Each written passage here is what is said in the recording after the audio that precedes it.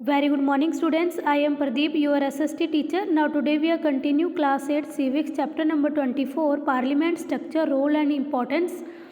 बेटा ये जो चैप्टर है इस चैप्टर को हमने पेज नंबर 207 हाफ पेज जो है हमने डिस्कस कर लिया था प्रीवियस वीडियोस में। इसकी मैं 2 वीडियोस ऑलरेडी अपलोड कर चुकी हूँ, वहाँ से जाके ये वीडियोस देख सकते हो। और आज हम डिस्कस करेंगे पेज नंबर 207 पर पावर्स ऑफ प्राइम मिनिस्टर, कि प्राइम मिनिस्टर के पास कैसी पावर्स होती हैं।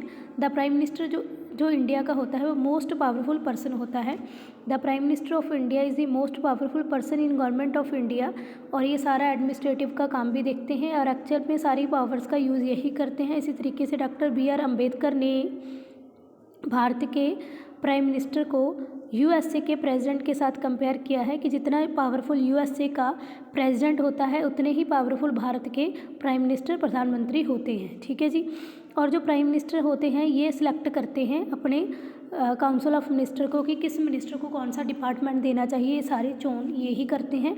इसके अलावा हंग हाउस में की बात की है कि हंग हाउस भी कई बार हमें देखने को मिला है जिसमें प्राइम मिनिस्टर की जो पोजीशन है वो काफ़ी ख़राब रही है। ठीक है, इस तरीके से यहाँ पर इन्होंने prime minister mister AB Vajpayee, Atal Bihari Vajpayee की बात की है कि उन्होंने कैसे 2 वीक में ही रिज़ाइन कर दिए थे जब वो हंग हाउस के प्राइम मिनिस्टर चुने गए थे, क्योंकि उस टाइम पे वो अपने आप को बहुत वीक फील कर रहे थे।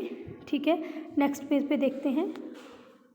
इन द रीसेंट पॉलिटिकल, अगर रीसेंट पॉलिटिकल हिस्ट्री की हम बात करें, ठीक है, तो यहाँ पर 1989 की बात की गई है, 2009 की बात की गई है। यहाँ पर इन्होंने 1989 से लेकर 2009 की बात की है कि जब जो है कोई भी पार्टी जो है क्लियर कट मेजॉरिटी नहीं जीत पाई थी, तो इस टाइम से जो है हंग हाउस पार्लियामेंट का जो है सिस्टम चला था और जिसमें जो है प्राइम मिनिस्टर की पोजीशन बहुत वीक रही है। और 1989 में जब जो है गवर्नमेंट बनी थी, ठीक है, और इसके अलावा 14वीं और 15वीं 14th एंड 15th जो लोकसभा के चुनाव हुए थे उसमें भी है कोई भी एक पार्टी मेजॉरिटी के साथ नहीं जीत पाई, तो लगभग 20 पार्टीज़ ने मिलके जो है एक गठबंधन की सरकार बनाई थी। और ऐसी गठबंधन की सरकार में जो प्राइम मिनिस्टर की पोजीशन होती है वो काफ़ी वीक होती है, लेकिन 16 लोकसभा चुनाव जब हुए तब BJP पार्टी जीती और इन्होंने बड़ी ही मेजॉरिटी के साथ एक पार्लियामेंट्री सिस्टम बनाया इंडिया में, मतलब इनकी सरकार बनी और इनका जो प्राइम मिनिस्टर थे वो भी काफ़ी पावरफुल रहे। और यहाँ पर ही हमें पिक्चर भी दी गई है हमारे रिसेंटली जो अब के हमारे प्रेसिडेंट मिस्टर रामनाथ कोविंद हैं और प्राइम मिनिस्टर हमारे श्री नरेंद्र मोदी जी हैं। अब हम बात करते हैं views of Pandit Nehru and doctor Rajendra Prasad on president of India.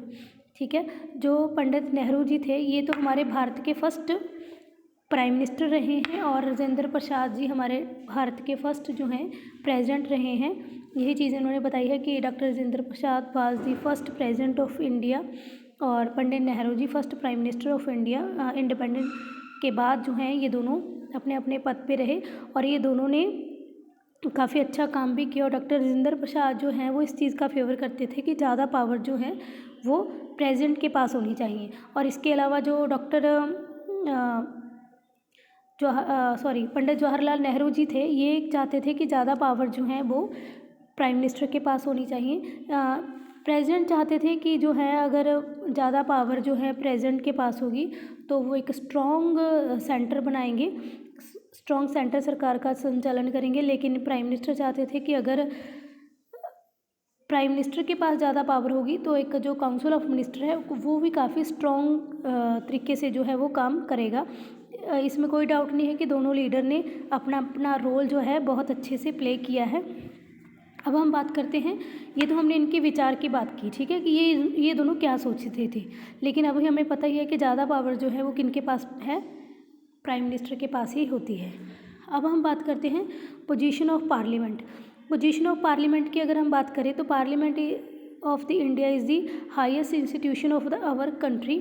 ठीक है, जो लॉ मेक करती है हाईएस्ट इंस्टीट्यूशन है, सबसे उच्च जो है एक इंस्टीट्यूशन है जिसमें लॉ बनाए जाते हैं। इस तरीके से ये काफ़ी स्ट्रॉन्ग इंस्टीट्यूशन है और पंडित नेहरू जी भी यही चाहते थे कि पार्लियामेंट्री सिस्टम काफ़ी स्ट्रॉन्ग बने। इस तरीके से लाल बहादुर शास्त्री एंड इंदिरा गांधी के समय पे जो है वो पंडित नेहरू जी, इंदिरा गांधी और लाल बहादुर शास्त्री के समय पे जो पार्लियामेंट्री सिस्टम था काफ़ी स्ट्रॉन्ग रहा। बट इसके बाद जो है कुछ चीज़ें हमें ऐसी भी देखने को मिली हैं कि पार्लियामेंट्री सिस्टम जो है वो दिन प्रतिदिन जो है डिक्लाइन होता जा रहा है। अभी हम नेक्स्ट पेज की बात कर रहे हैं, ठीक है, जिसमें जो है लगभग 10 लॉ भी एक दिन में नहीं बनाते हैं, सिंगल डे में डिबेट हो जाती है। कई लोग जो है स्पीकर की जो है अध्यक्षता पर भी सवाल उठते हैं कि वो सही से कंट्रोल नहीं कर रहे। इसके अलावा डाउनफॉल होता जा रहा है सारा सिस्टम। जो है मेंबर होते हैं उनकी वो प्रेजेंट नहीं रहते, ठीक है, और डिबेट अच्छे से नहीं करते। कई बार लोग वो ऐसे ही शोर करने लग जाते हैं, कानून बनने नहीं देते, बीच में अड़चन डालते रहते। इस तरीके से जो है लॉ नहीं बनता एक दिन में, काफ़ी दिन ये ख़राब कर देते हैं। कम से कम 10 लॉ ही बड़ी मुश्किल से बना पाते हैं, ठीक है। आगे हम हंग पार्लियामेंट की बात कर लेते हैं कि हंग पार्लियामेंट क्या होती है। When a single party does not gate majority, मतलब जब एक सिंगल पार्टी जो है जो एक मेजॉरिटी नहीं जीत पाती, मान लो देखो 545 हमारी लोकसभा की सीट्स होती हैं। 2 सीट्स जो हैं प्रेसिडेंट खुद नॉमिनेट करते हैं। अभी हमारे पास बच गई 543 सीट्स, ठीक है। 543 सीट्स का जब चुनाव होता है इसमें से 50% लगा लो, ठीक है। 50% मतलब आधी सीट्स जो पार्टी जीत जाती है, 271 या 2 लगा लो, ठीक है। 272 सीटों के साथ जो पार्टी जीत जाएगी, 50% सीट्स के साथ जो जीत जाएगी वही उनकी ही जो है वो सरकार बन जाएगी, ठीक है। और उनका जो प्राइम मिनिस्टर होगा काफ़ी स्ट्रॉन्ग होगा, अच्छे से वो काम करेंगे। लेकिन अगर नहीं जीत पाती एक पार्टी तो वो गठबंधन की सरकार बना लेते हैं, मतलब एक दूसरे के साथ जो है मिक्स होकर सरकार बना लेते हैं, और इसको हम बोलते हैं हंग पार्लियामेंट्री सिस्टम, ठीक है। हंग हाउस भी बोल देते हैं। और ऐसी सिचुएशन को मिनॉरिटी की गवर्नमेंट बोलते हैं, मिनॉरिटी गवर्नमेंट। और जो ऐसी गवर्नमेंट होती है ये काफ़ी डेंजरसफुल सिस्टम रहता है, क्योंकि इसमें जो है गवर्नमेंट अच्छे से अपना काम नहीं कर पाती, ठीक है। और कई पार्टी जो डेली का हम देखते हैं कि नई नई पार्टीज़ इमर्ज हो रही हैं, नई नई पार्टीज़ बन रही हैं, ये भी पार्लियामेंट्री सिस्टम के लिए एक खतरे की घंटी के समान हम कह सकते हैं कि ये भी हमारे देश के लिए कोई अच्छी चीज़ नहीं है। जो नई नई पार्टी इमर्ज हो रही है, एक नेशनल लेवल की पार्टी होनी चाहिए जो देश की भलाई के लिए काम करे, ठीक है। एक ऐसी संसद बने, ठीक है, जो देश को मजबूत करे। अगर ज़्यादा पार्टी होगी उतना ही ज़्यादा वो मतलब अपने लेवल के लिए, अपने हक के लिए काम करना ज़्यादा पसंद करते हैं लोग, लेकिन देश के लिए सोचने वाले कम ही मिलते हैं हमें, ठीक है। तो यहाँ पर इसी चीज़ को इन्होंने दोहराया है कि वी नीड, कि हमें इस चीज़ की ज़रूरत है कि जो पार्लियामेंट्री सिस्टम है वो एक स्ट्रॉन्ग हो, अंदर से हम उसको स्ट्रॉन्ग बनाए ताकि अच्छे से जो हैं वो इम्प्रूव कर सके, ठीक है। अगर ऐसा ही रहा, नई नई पार्टी बनती रही और गठबंधन की सरकारें बनती रहीं तो देश के लिए अच्छा नहीं होगा, देश का संचालन अच्छे से नहीं होगा। तो अगर हम चाहते हैं कि भविष्य में आने वाले समय में अच्छी गवर्नमेंट बने तो जो है उसके लिए जो है पार्लियामेंट्री सिस्टम को स्ट्रॉन्ग होना ज़रूरी है, ठीक है। तो इसके लिए जो है सभी को अच्छे से काम करना चाहिए, उनको अपने हितों के बारे में ना सोच के पूरे देश के हित के लिए सोचना चाहिए, अच्छे से उनको आगे आना चाहिए। और पार्लियामेंट्री सिस्टम को सरकार को अच्छे तरीके से संचालन करना चाहिए और हो सके एक ही पार्टी जो है मेजॉरिटी के साथ जीते और देश को अच्छे हाई लेवल पे लेके जाए, देश की भलाई करे।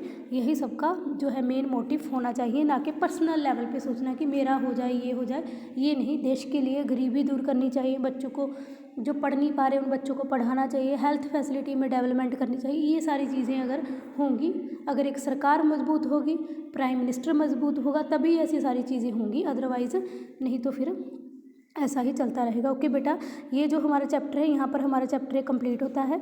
इसकी 3 वीडियो बन गई हैं, आप तीनों वीडियो अच्छे से सुनना और चैप्टर को अच्छे से रीड करना। Okay, thank you so much.